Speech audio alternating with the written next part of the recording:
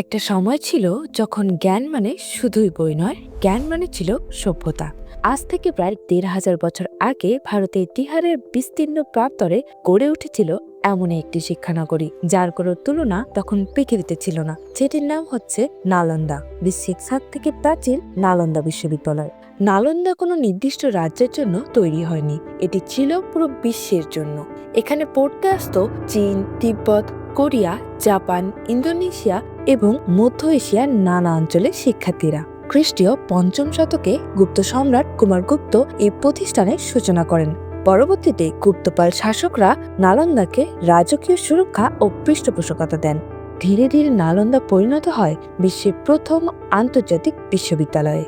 নালন্দা ছিল একটি সম্পূর্ণ শিক্ষানগরী। এখানে ছিল একাধিক ক্যাম্পাস, শত শত শ্রেণীকক্ষ, প্রায় ১০,০০০ শিক্ষার্থী এবং ২,০০০-এর কাছাকাছি শিক্ষক। এখানে শিক্ষা মানে শুধু ধর্ম নয়, পড়ানো হতো দর্শন, যুক্তিবিদ্যা, গণিত, জ্যোতির্বিজ্ঞান, চিকিৎসাবিদ্যা ও ব্যাকরণ। এই বিশ্ববিদ্যালয়ে ভর্তি হবার জন্য দিতে হতো কঠোর মৌখিক পরীক্ষা, যার মাধ্যমে ছাত্রদের যোগ্যতা যাচাই করা হতো।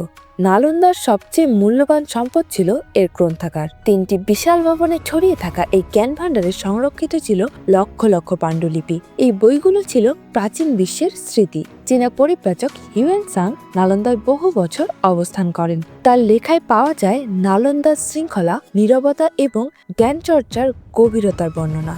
কিন্তু ইতিহাস সবসময় শান্ত থাকে না। দ্বাদশ শতকে তুর্কি সেনাপতি বখতিয়ার খলজি এই অঞ্চলে আক্রমণ চালান। তার সেনারা নালন্দাকে একটি দুর্গ ভেবে সহজ লক্ষ্যবস্তু হিসেবে ভেবে নেয়। এই আক্রমণের পর শিক্ষানগরটি রক্তে ভেসে যায়। ভিক্ষু, শিক্ষক এবং শিক্ষার্থীরা নিহত হন। এরপর আগুন দেওয়া হয় নালন্দার গ্রন্থাগারে। কথিত আছে এই আগুন এতটাই দীর্ঘস্থায়ী ছিল যে মাসের পর মাস ধরে জ্ঞানের পুস্তক এখানে জ্বলতে থাকে। এই ধ্বংসের পর নালন্দা আর ফিরে দাঁড়াতে পারেনি এবং ধীরে ধীরে রাজারা তাদের পৃষ্ঠপোষকতা হারায়, শিক্ষার্থীরা অন্যত্র চলে যায় এবং ধীরে ধীরে জ্ঞানের এই নগরী ইতিহাসের নীরবতায় হারিয়ে যায়। আজ নালন্দা আর কোনো বিশ্ববিদ্যালয় নয়, এটি একটি স্মৃতি। নালন্দা বিশ্ববিদ্যালয়ের ইতিহাস থেকে আমরা এটাই শিখতে পারি, যখন জ্ঞান ধ্বংস হয়ে যায় তখন শুধু বই পড়ে না, তখন একটি সভ্যতা পুড়ে ছাই হয়ে